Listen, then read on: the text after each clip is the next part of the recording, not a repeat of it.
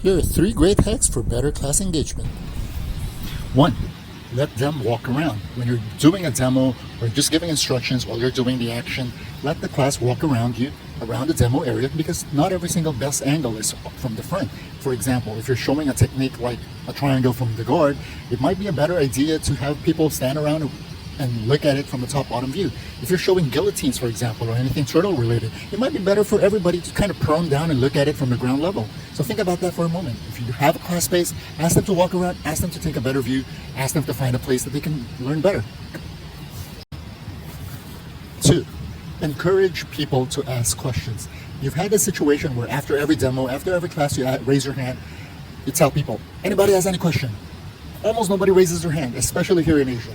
Make it a habit, make it a culture to make them comfortable in being curious.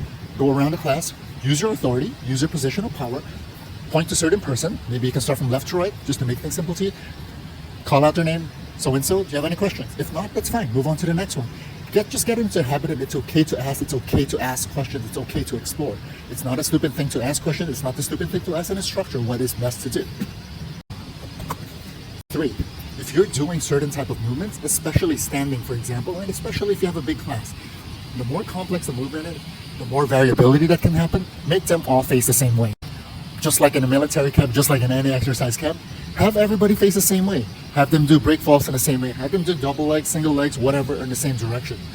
As an instructor, you can stand in one place and quickly scan in 1 second or 2 if somebody is doing something different. So you can help that person orient what they're learning a lot easier than trying to figure out what everybody else is doing and everybody's facing a different way. That's the reason why Jiu-Jitsu people seem to have trouble figuring out which one is their left and which one is their right. So I hope all those simple tips will help you run a better class. Also for your learning, you don't have to wait for your instructor to do so. Try to implement those little tips in your next class. Until next time, Jiu-Jitsu, go out.